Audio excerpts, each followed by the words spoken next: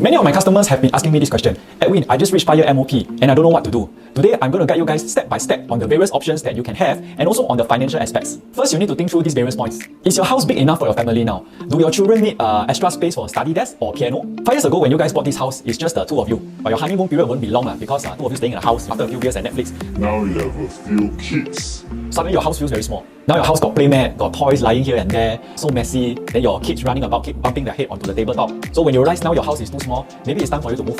Okay, next, do you need to shift because your kids need to get into a certain school? Nowadays very competitive, right? I think a degree is like an O-level cert. Everyone also have. Then after that, it comes to peer pressure. Your friends, your relative ask you, hey, 你的孩子读哪里? Oh, 读 Cat High 啊, wow, Saint Nick's 啊, wow, very good, huh? Of course, all parents hope their kids can get into better schools, so that they have a better career path in future, have a good life, etc. Singapore is like that. Everyone hope their kids next time grow up become like doctor or some big time lawyer. You can't expect them to become a YouTuber, right, or influencer. But then again, whether your kids can make it or not, you should be able to see yourself.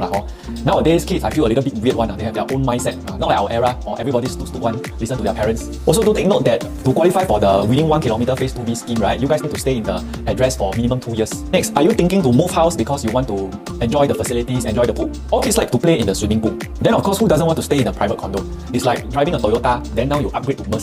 But don't forget, nowadays the condos are getting smaller and smaller. So don't be surprised from 4-room flat, you move to a 3-bedroom condo, right? The size might even be smaller because of the big balconies they have. So after you net off the balcony and the aircon ledge, right, the internal space might even be smaller than your current house. Well, I can only say, right, if you want to move to a condo, right, only move if you can afford it. Yeah, don't because of buying condo, you overstretch, have to go and work 2 or 3 jobs. And most importantly, don't buy condo because you want to house it. Next, are you thinking to move house so that you can have a newer lease, a longer lease to counter price depreciation? Okay, we all know that HDB are 99 years. The lesser the lease, the more the price depreciates because nobody want to buy old house, and also because of government regulation. Now the younger buyers, they want to buy older house, they have to fork out more cash. On a side note, you know why everybody rush to sell after 5-year MOP? Because it's easier for them and they can fetch higher price. Because the next buyer that come and see your house, right, they will see, wow, the renovation just 5 years. I can save money on renovations, all these things.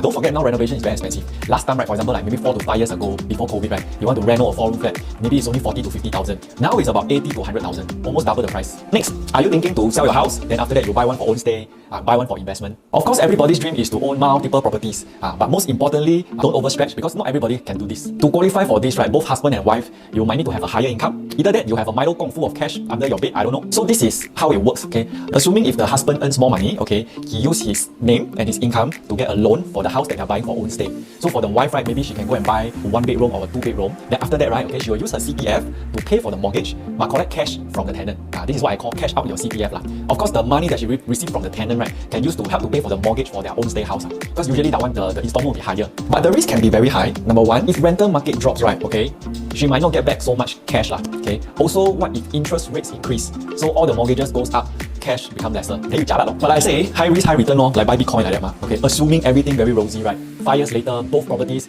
go up by about 30%. Then they can sell, make money. Then by then they can sell both houses to maybe buy a big landed property. Or maybe by then their kids grow up already. They say, oh, daddy, I want to go and be a doctor. Got 500,000 for the school fees.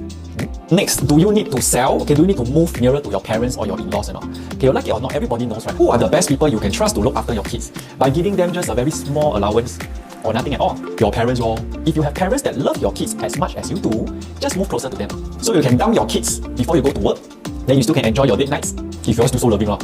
Now we go through the financial aspects. How to calculate your cash proceeds. If you are one of the buyers that bought a house through me about 5 years ago, 2 words for you. Voila! You would have made about 150 to 300,000 depending on which area you buy. Let's say you bought a 4-room flat through me and now your house is worth about 700,000. Use the selling price minus your outstanding loan and minus both of your CPF refund. The remaining will be the cash proceeds. After you work out your cash proceeds, right, you add on your CPF refund and your existing OA. So these 3 things, right, will be the so-called bullets that you have to buy the next house. Just to give you a guideline, if this figure works out to be about 300,000, it means that you can afford to upgrade to a 5-room flat, that means from a 4-room flat to 5-room flat, and also have enough money to pay for the renovations. If this figure works out to be about 400,000, it means that you can upgrade to a 5-room flat, you can have money for renovation, and you also don't have to worry about installment for about 4 to 5 years. If the figures works out to be about 500,000, it means that both of you can afford to move to a 3-bedroom condo and also have money for renovation costs. Okay, I say so much, you understand or not? So if you don't understand, what should you do? Call me.